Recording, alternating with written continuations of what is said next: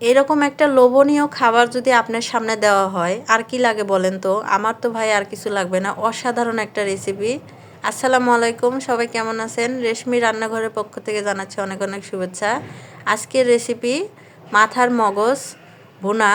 তো এটা কিন্তু অনেকে পরিষ্কার করা খুব ঝামেলা মনে করে, তা আপনাদেরকে আমি পরিষ্কার করেও দেখিয়ে দিচ্ছি খুব সহজে। এটা দেখেন কত সহজে পরিষ্কার করা যায়। এটাকে এভাবে শুধু রগগুলো টান দিলেই কিন্তু আস্তে আস্তে এই মাথার যে ময়লাগুলো আছে সেগুলো কিন্তু বের হয়ে যায়।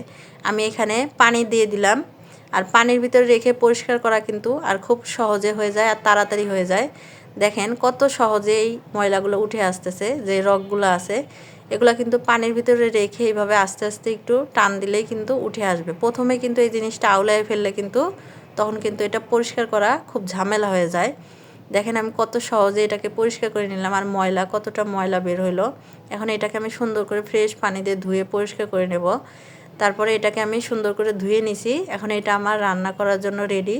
তা আমি কিন্তু পুরোটা রান্না করব না, অর্ধেকটা রান্না করবো আর বাকি অর্ধেকটা ধুয়ে দেবো। অর্ধেকটা রান্না করলে কিন্তু অনেকটা হয়ে যাবে। তারপরে এখানে আমি পেঁয়াজ দিয়ে দিলাম আর গরম মশলা দিয়ে দিলাম তেলের মধ্যে। তারপরে মগজটাকে আমি সুন্দর করে একটু হাত দিয়ে ছানে মাখায় নেব, একবারে ভাঙিয়ে নেব সব কিছু। তারপরে এখানে আমি পেঁয়াজগুলো ভেজে নেওয়ার পরে এখানে আমি বাকি মশলা দিয়ে দেব। এখানে আদা রসুন বাটা, জিরা বাটা, মরিচ বাটা, স্বাদমতো লবণ, হলুদ সব কিছু দিয়ে এখন আমি একটু পানি দিয়ে দেব, সামান্য একটু। এই পানিটাতেই কিন্তু পুরো রান্নাটা হবে। পানিটা দিয়ে সুন্দর করে একটু সময় নিয়ে আমি কষায় নেব। তারপরে দেখেন আমি এটাকে দিয়ে দিলাম। তা যারা মাথার মগজটা কখনো খান নাই বা পছন্দ করেন না, এইভাবে একদিন রান্না করে খায়া দেখবেন। আমার কাছে কিন্তু খুব ভালো লাগে।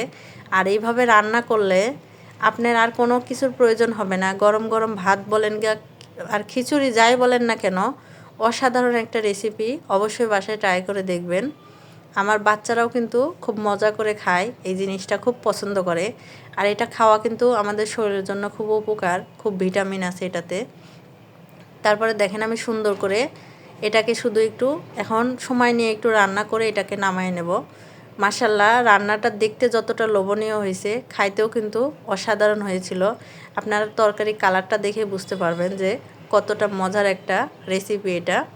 তারপরে এই সুন্দর করে একটু লাড়াচাড়া করে এটাকে আমি নামায় নেব। আপনাদের কাছে কেমন লাগে আমার ভিডিওগুলো অবশ্যই কিন্তু কমেন্টে জানাইতে ভুলবেন না। আর আপনারা যে সুন্দর সুন্দর কমেন্ট করেন আমার কাছে আসলে অনেক ভালো লাগে, যে আমার মতো মানুষের রান্না আপনারা পছন্দ করেন। সবসময় এভাবেই সাপোর্ট করবেন, এইভাবেই পাশে থাকবেন ইনশাআল্লাহ।